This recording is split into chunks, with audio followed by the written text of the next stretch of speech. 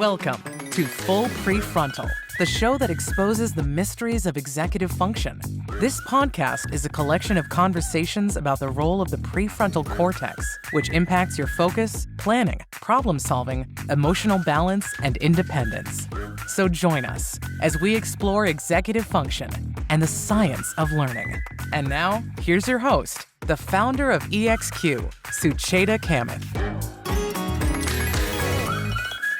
Welcome back to Full PreFrontal, exposing the mysteries of executive function. In 2002, American writer Augusten Burroughs published his memoir called Running with Scissors, which became an instantaneous hit. However, the book is quite intriguing and fascinating because it describes life events, particularly bizarre childhood life events, of Augustine when his mother, who was an aspirational poet, probably suffering with some mental disorder, sends him to live with a psychiatrist. And then everything that ensues is something unimaginable for all of us who get a window into a child's experience into becoming an adult. The reason I'm sharing that getting kids to children live very complicated lives, and not every adult is designed to understand how children think, how children come to be, how they thrive. It's not as intuitive as we think. And getting kids to cooperate, engage, manage themselves are everyday staple for parenting and raising children. The pandemic certainly has unveiled for parents how hard it is, in addition to raising children, to educate them. So our good faith effort to raise well-adjusted, emotionally balanced, and psychologically wise children and teens is far too often can be a pipe dream. So with that in mind, I have a fantastic guest who specializes in helping us achieve that dream and also kind of recognizing that these are processes and skills that can be developed with guidance and training. So it's my pleasure to introduce you to Dr. Taylor Chesney. She's a licensed clinical psychologist with unique expertise in the application of team CBT, cognitive behavior therapy, to children and adolescents. It's a specialized approach. A graduate of the School Clinical Psychology Psy.D program at Pace University in New York City. Dr. Chesney then trained with David Burns, who has been a guest on our podcast at Stanford University, and her fellow therapist at FGI, which is Feeling Good Institute, for several years, mastering Team CBT. Now she teaches Team CBT for the Feeling Good Institute and is the director of the new Feeling Good Institute in the New York City. I personally had the pleasure of being trained by her. I took her course, and I highly recommend to the listeners, those who qualify, to take the course and become empowered with strategies. So welcome to the podcast. How are you today? Thank you so much, Sucheta. I'm so excited to be here. I know we've tried for a long time to do this together, so I'm just so happy to be here, and it was such an honor to have you in my class. Thank you. So my first question is about this challenge that, before we started the recording, we did talk about that, it's being a child in current times. I don't know if it was hard earlier, but my childhood, I feel, was not as hard and harsh as I feel our children are experiencing. So what, in your opinion, are everyday challenges that children face in coming of age and becoming young adults? Yeah, it's a wonderful question, and I'll share that I both will answer this question with professional knowledge as well as myself raising 3 young children during a pandemic. Right now I have a 7, 5, and 4-year-old. And have to get used to saying 4 because he just turned 4. Oh, congratulations. Yeah, thank you. So both professionally and personally, I share this knowledge. It's hard to be a child these days, and it's hard to be a parent, right? I think a lot of the unique challenges of parenting during a pandemic mean lots more time together, lots more anxiety, and lots less predictability and need to roll with the punches, right? Yes. And what we know about children is that they thrive being social, being out, and having predictable schedules. right? Yeah. And that's just not what has been on the table for the last 18 months, almost 2 years, right? And so we had this period where everyone was at home, and then this like in between where people were in a hybrid school, some were at home, and now this sort of returning to normal, and we don't know what normal will look like or when it will be normal. Yes. And we have kids that have been all impacted in lots of different ways. So I think children these days face just such challenges kind of recovering and coming back from that, as well as the trauma that this has been for parents. An interesting thing you say that, my heart is with you because you're raising little kids, and it's not easy. My kids are older now, but are these challenges you feel they are distinctly different than how it was 10 years ago? And we do have a lot of literature that talks about particularly social media and handheld technology that has transformed the way. Now, I was reading about an anthropologist talking about that as human beings in their lifetime were not designed to know more than 100 people, encounter 150 people. Yeah. And then here we are encountering millions of people that we will never meet, and their opinions and their ways of life, which was not even supposed to be part of our knowledge. And that one of the things is very overwhelming for children. Absolutely. I think their world is so different than kids' worlds 10 years ago, right? I think this has been going on and being said for a long time. But when we were children, we would go to school. Yeah. Maybe someone was mean to you. Maybe you were left out. Maybe you weren't invited to a birthday party. Maybe you didn't make the soccer team, but then you left, right? And had a break from that. And you got to retreat to your family, and you got to retreat to the 1 or 2 or maybe 3 or 4 friends that you chose to have a play date with. Now kids don't have that separation. And not only don't they have that separation, but all of those things, whether it's academic, social, athletic, that they're struggling with at school are now being brought home. And then on top of that, they have to manage that addiction, right? Like, do I do my schoolwork? That is delayed gratification, or do I engage in social media, right? And so I think it's, even if we're just looking at technology, the world that our children are living in is just completely different than it was even 10 years ago. And then on top of that, I think, the distinction that what we thought was unique to children with ADHD or some impulsivity was unique to, or behaviors that we thought was disorders, it's now to me a commonplace. You have a father who's at a dinner table, can't put his own phone away, and then is telling the children to not do the same. And there's just that hypocrisy. Do as I say, not as I do. Yes, right? exactly. About shaping behavior and child development, that modeling behavior and what our children see in us is the number one way in which we learn. So yes, in theory, parents can have one set of rules for themselves and children can have another, but it's just not as effective that way.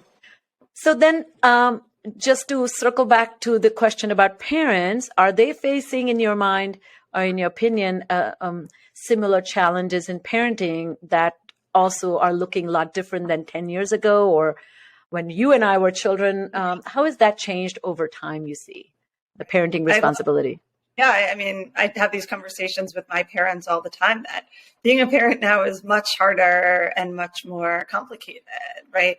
Because it's not only the rules that you have for your children, but then when you're involved in a community, whether it's rules around COVID, whether it's rules around technology, kids are just comparing so much more. Yeah, so I think both parenting is more challenging. We have more decisions to be made, and that home work life balance is really hard as well. So then let's talk a little bit about a cognitive behavior therapy before we dive deep into the parenting aspects. So when we talk about emotional, psychological development of children and cognitive development, maladaptive response to stressors or adjusting to challenges in a not so favorable way is a commonplace thing, and that leads to distortions. So can you talk a little bit about the premise of how commonplace it is to have a way to make meaning of unfortunate or unsavory experiences in life, and how does CBT work? And then we can maybe also talk a little bit about specialized training of team CBT. Well, so many wonderful questions there. I'm not sure I'll be able to answer every aspect of it, but I'll start with sort of a general layman's term definition of what cognitive behavioral therapy is and how we can use that to benefit children. The idea is that it's not the events of our life, what happens to us, that determines how we feel, but what we tell ourselves about it, right? Yes. A child can get a 90 on an exam, and one child can be thrilled, and one child can be so upset. And it's because of the story they tell themselves about it. And that story is not always based in fact, right? That story can be based on cognitive distortions, such as, it'll always be this way, I'll never do better, I always put a lot of effort in, and I never get the results I desire, right? So it's not so much about what happens to us, but what we tell ourselves about it. And when we tell ourselves, when does one become aware that these are distortions versus this is I don't even know, proper way to process information? Like there needs to be that self-check, right? That awareness of awareness. And it's a developmental process that doesn't emerge until a little bit later. So how do we discover that child has processed information? And what are the factors that influence that? How children make meaning and bridge the gap between reality and how they think it really happened? Right. Well, I think one of the important things we have to look at is everyone has cognitive distortion. Yes. But we want to look at to what extent is it impacting their functioning, right? Yes. If we want to think of shaping a child's thinking and behavior to have fewer cognitive distortions, we don't want to tell them everything they're thinking is wrong, right? Like this, I never get what I want, right? Like, or, kind of common things that children say. We don't need to correct all of them, but we want to look at it and see, is it causing a problem for them, right? Are they excessively angry because of the way that they're thinking? Are they unable to get their schoolwork done because they're always thinking it's going to be unpleasant? Right. So we want to see how their distortions impact their functioning. We think of executive functioning as a habit or an addiction, right? Procrastination, for example, there's the cognitive distortion of thinking about how difficult it is, right? We're thinking about all the things they can't do. Right. And so to the extent that the distortions impact their functioning is when we really want to start to intervene and help. And what I have learned so much from you and David and all the work so my work is in cognitive retraining. So we're working on teaching children, adolescents, and adults how to think about their thinking, how to categorically analyze information, make deductions, and engage in higher order thinking abilities. But I felt that my training really left this important piece of distortions and managing your beliefs about your behaviors and your attitude towards life experiences. And second thing, I think what also became so evident to me was this, I am not my thoughts. So the thoughts that I feel are temporary, and they also are under the influence, if you think about it, and they change and shift. And that was such a powerful revelation. So can you speak to that a little bit? That is this idea of cognitive behavior therapy, where you're helping people, if I'm understanding correctly, develop a relationship with their own beliefs and thoughts, but also change using some agency over it. Sure. Are these easy to do, and why are they so important to engage in? So they're very easy to do if someone is willing to. Yes. Right? So maybe motivation we can talk about. One of the challenges with working with children and adolescents is, who is this a problem for, and who wants to do the work to change? And that's one of the reasons that I love Team CBT, which looks at motivational interviewing, right? Yes. Is it the parent that wants help? Is it the child that wants help? And who is this really a problem for, right? So if the child wants to get into a good college, or wants to get good grades, or wants to have privileges and is not, and they're willing to work on it, then it's somewhat easy to kind of teach them these tools and techniques, right? But it's not like a medical doctor or a mechanic shop where it's like, oh, my child has this problem, let me drop them off and get a tire changed, right? It requires work and effort and a willingness to say, hey, this isn't working for me. So can you walk us through this team approach? The acronym stands for T for testing, E for empathy, A for agenda setting, M for methods, and correct? Yeah. Okay. What specific, you want me to just kind of explain? No, it's just one thing that interests me is two things actually. One is the empathy, E for empathy. This is such an important process. That I also like, you mentioned that when parents who are concerned for their children and children's future, they see the need for something needs to be done. They recognize that it's not me who can help you. And they bring that child to us, you and I, but they want that change happen, whether the child is motivated, interested, invested or not. Right. And second, they never question whether their own motivations are appropriately aligned to the child's best interest or not, right? Absolutely. And so empathy, you talk a lot about empathy in your work and in your training. So maybe you can share with us what role does it play and how valuable it is in supporting both the whole family? Yeah, I don't think a family can be successful helping their child unless they're willing to look at their own communication style. And David Burns is credited with developing the 5 secrets of effective communication. And I've worked a lot to try to think about how to adapt those techniques to better help parents communicate more effectively with their children. And the 5 secrets of effective communication are, the first is the disarming technique, where you find some truth in what the other person is saying, even if you don't disagree, even if you don't agree. And I find parents struggle with this the most, right? Because when a child says, it's not fair that I don't have phone privileges at all night, right? The parent thinks that they should say like, no, you're wrong. It is fair. Whereas you can empathize and you can agree without changing your rules, right? So I think there's been a movement recently towards more positive parenting, right? To seeing the world through their eyes. And I think a lot of parents reject that because they think that just means I'm going to become a submissive parent, right? Yes. You can set a limit in a way that pushes your child away, or you can set a limit in a way that gets your child to want to listen, right? You're right. That is so unfair that you don't get it all night. I wish there was a way for you to be on your phone all night, get your schoolwork done, and wake up well rested. Like, it's just not fair. I agree that you can't do that, right? So that's an example of disarming. You can find the truth in what they're saying, even if you're not going to change what you're doing. And then the next part is thought empathy and feeling empathy, where when we're communicating with our children, we really just repeat back exactly what they're saying.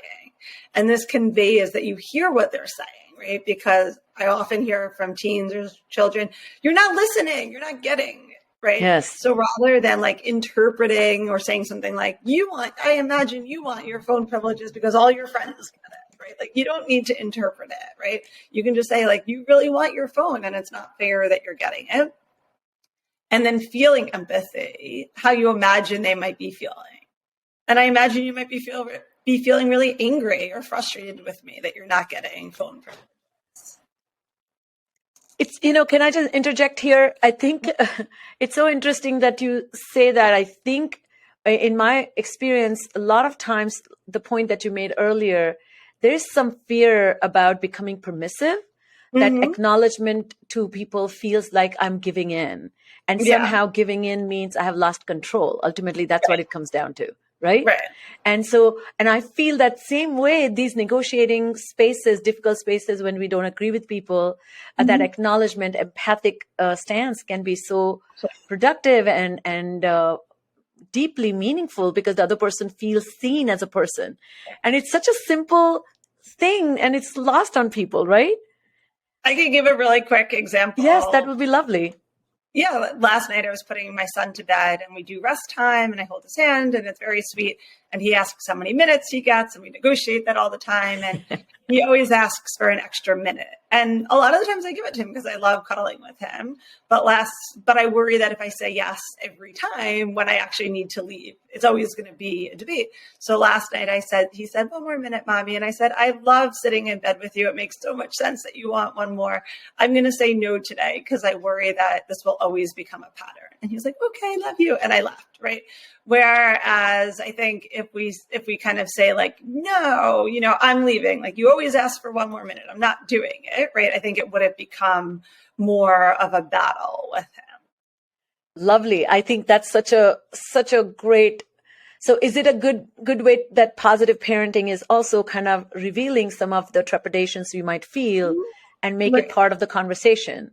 Right? Right. So the rest of the 5 secrets that I was going to share, one is an I feel statement, right?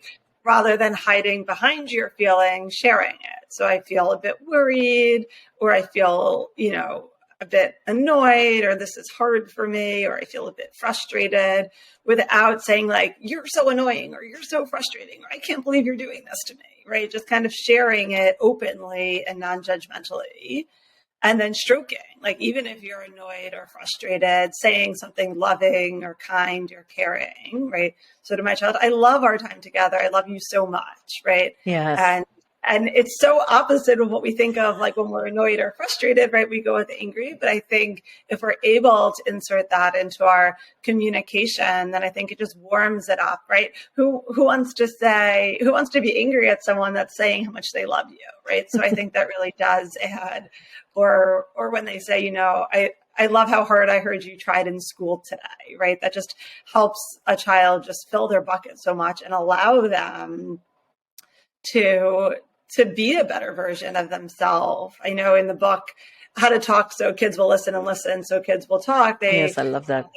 It's such a good book, right? They talk about when kids feel right, they act right? Yes. And we can help kids feel right by being empathic and supporting them and giving them love. Fabulous. I think I wish, I kind of developed my empathic acumen earlier when I was a young parent. I was very strict, rule-based parent, and I have warmed up a little bit now. So I'm glad. So I think it's wonderful to have, we talk about like the pandemic, right, and how to survive. Kids thrive off of structure and predictability, right? So I think by being a strict parent, you did do a lot of things right. But I think a lot of times it's like polar opposites. It's either like you're a strict parent who's very rigid and rule following, or you're permissive and lovey-dovey and the kids rule the roost, right? And I think this happy medium really exists in between, where you can gain the positive from being lovey-dovey, kumbaya, not setting limits. But I think there's a misunderstanding that not setting limits makes you like a good, loving, like kids think if my parents don't set rules, that makes them a good parent, but it's just not that way. Kids thrive off structure and predictability that it sounds like you provided your children with, which is wonderful. Thank you. I think I do see one idea that really helped me was this concept of, soft front, firm back. So having principles that are clear, consistent, and something that the expectations are made clear to children, that really helped. But the second thing is to also situationally, like particularly, letting your children come into your bed. Sometimes you see the circumstances and they have had a really rough day, and then you make that allowance and make an exception. And just like you said, this is an exception, but I understand why this is so. So you kind of touched upon that. Can we just talk a little bit about the COVID-19 and the parenting shift, which is one, their own relationship to uncertainty and their own anxiety. And so many adults I see are not managing that well. And they are not fully aware how it's impacting their children. So do you have any suggestions for, one, parents to become a little bit more aware? And then how can they shift their relationship to the way they are raising children in these times of uncertainty, and collectively a family that is almost, I feel like it's like being on a boogie board, you're not on the sand anymore. You're always going to be in the ocean, kind of getting a feel for the waves. Absolutely. I think the tricky thing with anxiety is it's helpful. It's adaptive, right? Yes. When the pandemic first started, we had to turn up our degree of anxiety, right? We had to worry about everything. I remember having a conversation with myself, like, how am I going to treat my patients with OCD, right? Because their fears, their obsessions, and their compulsions are very valid, right? I think I had one patient once say, like, finally, like, I'm doing fine during the pandemic because finally everyone else is as worried as I am, right? Yes. And so anxiety helps us achieve. It helps us be attuned to the things that could go wrong. Like David Burns says, it's on a dial, right? We could kind of think of it just like music. If we're listening to our favorite music and it's too high, we can't enjoy it. And if it's too low, we also can't enjoy it. So we want to find that volume that works for us and protects us, but also allows us to live, right? And I think for parents, it's becoming aware of what that balance is. How much anxiety is helping us and how much of it is hurting us. And I think as the pandemic progresses, that dial has to go up and down. My husband and I have these conversations all the time. Like, should we go here? Should we not? What's our mask policy? Who should we be around? Right? And anxiety is adaptive. It helps us stay safe. It helps us prepare for sporting events. It helps us prepare for schoolwork, right? We need to feel a little bit up. If we were just kind of like chill and on a beach all the time, right? And never had a care in the world, we wouldn't function well, right? So anxiety isn't a switch that we want to turn on or off, but we want to kind of take a sense of how is it positively impacting us and negatively impacting us. And I think as parents, that's how we can first check in with ourselves, right? And see how our own anxiety is impacting our children. We want to look at, are there changes in our children's sleep, their eating, their focus, right?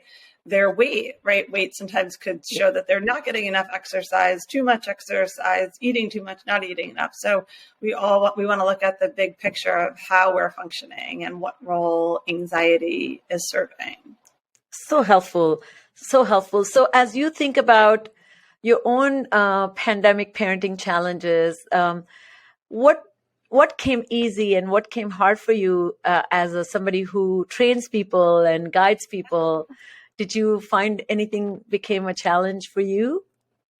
Well, it all became a challenge for me. My husband is an ICU and emergency room doctor. Oh my goodness. So when the pandemic started, he moved to a different apartment so that we would all stay safe. Oh my goodness. And so I was thrust into homeschool, running my practice and taking care of my children's emotional well-being. I feel fortunate that my children were very young. Like, I think little kids, little problems, big kids, big problems, right? Yes. You know, their needs for protection were met, their love, you know, they were on the computer with friends. So I felt very fortunate in the sense that they had a lot of the things that they needed. Not that much was taken away. But I think it became on us to kind of, you know, usually you go off to work and your kids go off to school and then you come home later in the day when work is over and when school is over and you get to play and hang out and have fun. But all of a sudden we had to kind of manage homeschooling, physical activity, social connection, structure, free time, right? So all of those needs of children kind of fell upon me. So it was definitely challenging, but I think what really got me through was sort of choosing my battles. And I think this is a parenting strategy that can help during a pandemic or not. Kids have a need for control. And the more you can give them control, then the more you can take it away in certain areas, right? The example with my son, if I was always taking things away from him, when I said, you know, tonight is not going to be a night that I can give you an extra minute, he was able to take that, right? But if he's just always, if you're constantly taking everything away or not giving them choice, I think it could be challenging. So I think also the idea of choice, like, do you want to do your reading now or after this activity? Not like, do you want to do your reading, but giving them the choice, control of when they can do it. And, I can give you a fast forwarded example of a kid that I worked with who was in 11th grade, and parents never practiced these choice making process or even setting limits with and giving freedom within limits. So finally, the kid was not doing homework. He was not attending, was attending, but sleeping in the class, all kinds of motivational mismanagement, and just definitely not connecting to schooling experience. And so this kid was, so finally, one by one, the parents started stripping things from his room. And by the time he came to see me, he had a bed, a pillow, and a comforter. Yeah. They had taken even the door off of his room. Now talk about insane parenting strategy. Right. So I do. And I think that's really help, when we're thinking of facing a challenge and something that a child's not doing, we have to think of the role of positive praise and positive reinforcement, right? I remember when I was in elementary school, they had like the caught you being good cards, right? They would hand out these cards, like if you were nice to a friend or helped pick something up, right? And I think it feels cheesy a lot of the time when you're like, I saw how nicely you shared with your sister. That was great. Or I got the sense that you didn't want to be in class, but I noticed you raised your hand anyway, right? Like I felt really proud of you for that, right? So kind of catching the things that they are doing well, because we're so accustomed to pointing out all the things that our children, that our spouses, that we don't do well. And I think if we want to work on shaping more desirable behaviors, we also have to set realistic expectations, right? It's interesting. And the other thing I also see, sometimes people don't spend enough time explaining the expectations. They make comments or give negative feedback when the expectations are not met, but it's never clear to children this was a norm. This is what we expect you to do. So yelling and screaming at children for not putting their backpack away or putting their shoes away, but it's never like, let's powwow, and this is what being a good citizen of the house means. Put the shoes away, hang the backpack, empty the, take out your homework. All those things that are expected, some children tend to be oblivious to these insidious expectations. Right. I think hands in hand with that is sometimes we say general things like, I want you to be more respectful. Yes. Or I want you to get dressed. I want you to get ready for school in the morning. Right. Yes. Some kids know exactly what that means, but we need to be very specific and look at what they're capable of doing. Right. So if we want a child to get ready for school independently, that means picking out their clothes, putting their clothes on, putting weather appropriate clothes on, brushing their teeth, eating their food, right? So kind of breaking down each of those steps and figuring out what are they able to already do on their own, and how can we then help them get to the next step? So true. And as you mentioned, these are like making the implicit explicit and making explicit rehearsed. And once it's rehearsed, then you can go back to making it implicit. Right. So then you are speaking the same language. Right. And, I always give people one of the most beneficial things for my executive function development was coming from another country to another country, because you have protocols that are insidious to the system. They're embedded in the system. Nobody walks you through or orients you. I remember, this is the silliest example, but when I came from India, the ATM card had not still come to parts of India that I was in. So you couldn't put a card in some machine, and you had to stand in line. You had to get the teller's little coin. And so when I opened my bank account, they gave me a box. This was my first bank account by myself at 25. And I had no idea what the box had, never read. I'm the experiential learner. So I said, I don't need it. I got this. Right. And then 2 weeks later, a friend of mine, American friend, and we went for a movie, and she said, oh, I just need to withdraw some money. But I said, but the banks are closed, and I couldn't understand. Then she stands in front of this little hole, and then she takes out money. And I was like, what just happened? I said, she must be rich. So many things went through my head that this is a privilege that some people have. And then then she said, don't you have a bank account? And I said, yes. And she said, well, you must have an ATM card. I said, really? And then I dug through, got my ATM card. So my first ATM withdrawal, there were 5 people behind me and they were rolling their eyes like, what is up with this woman? I accidentally chose the Spanish instead of English. Then I didn't know what I went wrong. I couldn't read it. Anyway, what I'm saying is this. Huh? Yeah. Things that you take for granted, right? Yes. It's like your experience of being a child is being taught how to get money out of an ATM in the US. Yes. And so you talk about independent. I was highly motivated. I had great grasp on language. I had great desire to manage myself. Just didn't know the protocol. Exactly. So it's a gift to our children, right? To really kind of break it down, right? If you want your kid to be more respectful, more organized, right? Like, what are the specific steps that are involved in that? And then how can you reinforce, I think the technical term is successive approximations, right? Yes. Getting closer and closer to that desired goal. It's really hard, right? Parenting is hard. And then to think about fixing behaviors, it really requires breaking them down and rewarding the specific behaviors, even if it feels like something they should know, just like your ATM example, right?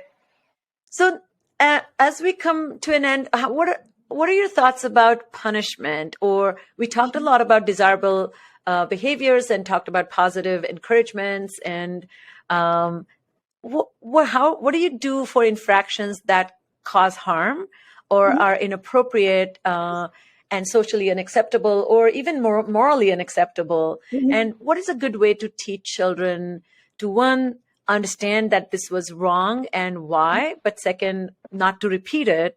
And lastly, not to lie, because I see a lot of trend in my practice of children being so afraid of their infractions that they blatantly lie. And then the parents make a federal case about the lying.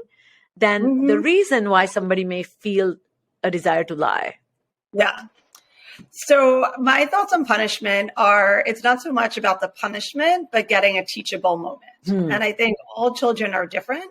For my children and a lot of children that I work with, I can't think of a single punishment that has led to a teachable moment or a change in behavior. Yes. There are some kids that I'm sure it does work for, but a punishment without teaching doesn't work. And I think punishment often, not all the time, leads to a shutdown of a child's ability to learn, right? They're so defensive, they feel so bad that they're not able to grasp what's going on. And I do think with a combination of empathy, like talking about the 5 secrets of effective communication, if you're able to communicate with your child in a way that they can talk back to you in an appropriate way and you can have a dialogue about it, I think that's where the teachable moments are. And I find that a lot of times lying comes from fear, right? And children thinking that if they do share, that they won't be listened to, right? And that's why I think the 5 secrets can be really helpful. Like if my child comes home and says, like, the teacher got upset with me today, I think you're going to be mad. And I might say something to him like, that must have been really hard for you, for the teacher to get upset with you. And, it would be amazing if she never did, but that's not how life is. And as long as you're continuing to try to improve upon what you're doing, I don't feel upset, right? And I want you to be able to talk to me. And so I think a lot of times lying comes from fear. And sometimes it's valid fear, right? Like based on a parent's behavior in the past of like getting overly angry and not talking with their child and not having a teachable moment there, right? I'm not someone that ever says like punishment can never happen, but punishment without a teachable moment is just a slap on the wrist. Like kids are shutting down. Kids have such low self-esteem these days. Like I think all of these factors contribute to punishment not being effective. I think things like, let's take a break from the situation, or even if parents are angry, like I'm going to walk away from this situation. I think modeling a way that you would like them to respond or act is much more effective than punishment. So I respect families and their cultures and their home dynamics and what they value. If someone needs to give a punishment, that's their choice. But if we're thinking of that as a way to improve behaviors, I'm not sure that leads to a teachable moment. So important. And I really appreciate you kind of really redirecting parents' attention to teachable moment, because I think that is one thing that can really cast growth in the child. Mistake making is so essential, and mistake making is so integral. By definition, when you're a child, that means not knowing a lot of things. Yeah. And so mistakes and also faux pas that harmful even can be integral to that life experience. Another thing that I see that parents don't do often enough is they don't share their own vulnerabilities. They never show or reveal their own faux pas or misgivings or miscalculated moves. So almost projecting this perfection of some sort that I get this right. I remember I had a strange parent in my office once where the little girl was 9 years old and she was getting bullied, and she definitely had a lot of social pragmatic difficulties. She was not able to read the cues, social cues. She didn't have friendship making skills, and so she would go to another kid and grab what they were playing and say, "Play with me." So this was her strategy. Completely wrong and not working for her. And then the other people would grab it back and then she would complain. So then the other child would get reprimanded for grabbing things. So this went on. And so finally became the teachers observed. And so the parents brought her to me, and I, for a first visit, kind of brought the parents in. And the father says to me, "I don't understand what the big deal is. I was exactly like her. And now I'm a CEO of a very large company. So I don't care what the other kids are doing. Look how I turned out." And so I felt like, look how you turned out. You actually don't care about other people's feelings. And that's not cool. I mean, I didn't say any of that. But so there is that definite self-blindness a little bit. Do you encounter that when parents are not expressing their own experiences that, I don't want to say punish-worthy, but, somewhere they caused harm or that was not cool to do something to other people? Yeah, I think all of us as parents bring our own baggage, right? For better or for worse. And I always tell parents and think of it this way, that I assume all parents are doing the best that they're able to right now. And if someone, is the way that you're talking about, they're likely, I think it's helpful as a therapist to see the parents as doing the best they are able. Yes. And that's what they're able to do. And I see it then as my job to see if there's skills that I can help them with to be a better parent, right? To kind of work through some of the challenges, right? And as parents, we're human too, right? We're not perfect. And I think the 5 secrets of effective communication is also really helpful, to use with our spouses, our partners, our children, right? To kind of admit our flaws. Like, it's okay to upset someone, but it's also okay to accept responsibility for it too, right? We're not going to be perfect as parents either. So as we end, I always love to ask my guest, what are some of the books you're reading that have influenced you, or you feel the audience might benefit reading the same, so they can be as empowered and ready to take charge of their own parenting as well as raising children? Yeah, I mean, my 2 biggest mentors in the field are Dr. Jacob Towery at Stanford and Dr. David Burns, author of Feeling Good and Feeling Great. So that's kind of like my Bible of everything I do. Is the book. His newest book is Feeling Great. He also wrote Feeling Good. And then Jacob Towery, who's a wonderful child and adolescent psychiatrist who I've learned so much from, wrote the book, the Antidepressant Book, which talks a lot about the application of team CBT for children and adolescents. So I think that's a great one. And then as a parent, one of my favorites is How to Talk So Your Kids Will Listen and Listen So Your Kids Will Talk. I read that as a mom, as a therapist. It's just been something that I've referenced a lot, that I really feel like the core and the foundation of child development is in your relationship with your children. And I just feel passionate about helping parents develop that. And I treasure that with my own children too. Well, fantastic. Well, that's all the time we have. Thank you, Taylor, for your insights, your wisdom, and warm and compelling ways to invite parents to look at children as wholesome beings and really supporting them in all possible ways, even though we are doing our best, and our best may not be the best all the time. Not yet. Yes, yes. So with that, thank you. And so stay tuned. If you love what you're listening, share with as many people as possible. And until next time, once again, thank you for tuning in to Full Prefrontal, Exposing the Mysteries of Executive Function. Thank you, Taylor. Take care. Thank you for listening to Full Prefrontal, Exposing the Mysteries of Executive Function. To contact your host, Sucheta Kamath, and learn more about her work on improving executive function, visit her website at exqinfiniteknowhow.com. That's www.exqinfiniteknowhow.com. Tune in next week for another informative episode of Full Prefrontal, hosted by the founder of EXQ, Sucheta Kamath.